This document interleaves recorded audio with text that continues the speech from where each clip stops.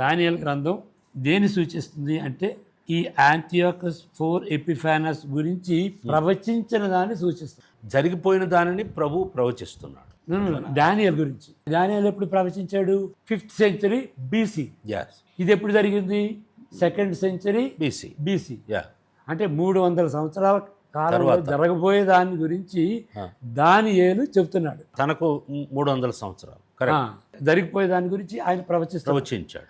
యేసు ప్రభు 30 ADలో చెబుతూ 70 ADలో జరగబోయే దాని గురించి అరే దానియేలు ఏదైతే చెప్పాడో యాంటియోకస్ 4 ఎపిఫానస్ గురించి చెప్పాడో భవిష్యత్తు గురించి, ఆయనకు భవిష్యత్తు, యేసు ప్రభుకి పాస్ట్ 30 AD. ఆయన ఇప్పుడు చెప్పింది మాత్రం ఫ్యూచర్, నియర్ ఫ్యూచర్. అవునండి.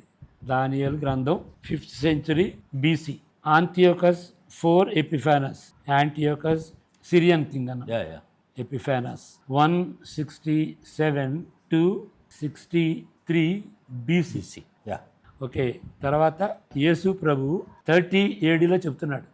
తర్వాత 70 ADలో యెరూషలేము దేవాలయము పతనమైంది. యేసు ప్రభు ఒలీవ కొండ మీద ప్రసంగం చేస్తున్నటువంటిది దాని గురించి చెప్పుకుంటున్నాం. యేసు ప్రభు ఏం చెప్తున్నాడంటే దానియేలు దీని గురించి చెప్పినటువంటి రీతిగా నేను చెబుతున్నాను దీని గురించి. యేసు ప్రభుకి ఇది గతించిపోయింది, ఈ ప్రవచనం గతించిపోయింది, ఇది హేయమైంది, అబామినేషన్. ఇక్కడ ఏం జరిగిందంటే టైటస్ అనే రోమన్ ఎంపరర్ ఎగ్జాక్ట్ గా అదే చేశాడు. అవునా? So history says that same what this Antiochus 4 చేశాడు, అదే చేశాడు. ఓకే. అదే హేయమైన వస్తువు కాబట్టి పరిశుద్ధ స్థలములో. ఎగ్జాక్ట్ గా అంటే ఈ యూదుల వాళ్ళ ఇంటర్ప్రిటేషన్ ప్రకారం, వాళ్ళ నమ్మకం ప్రకారంగా ఆ ల్యాండ్ కూడా హోలీ ల్యాండ్ కూడా అవుతుంది కదా. హోలీ సిటీ, హోలీ టెంపుల్ అనకుండా ల్యాండ్ కూడా హోలీ ల్యాండ్ అంటారు. కానీ అది టెంపుల్ ప్లేస్, అది పరిశుద్ధ స్థలం. అంటే మనం ఎలా అర్థం చేసుకోవాలి? ఆల్టర్ మీద, అదే ఆల్టర్ మీద సేమ్ అదే చేశాడా పందిని? ఎగ్జాక్ట్. ఓకే. కాబట్టి యేసుప్రభు ఏంటాడంటే చెవులు గలవాడు వినుగాక.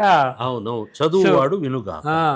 చెవులు గలవాడు, the one who has years let him think. జ్ఞానం కలిగినటువంటి వాడు దీనికి సంబంధం ఉందని తెలుసుకో. Okay. That is what is said. Okay.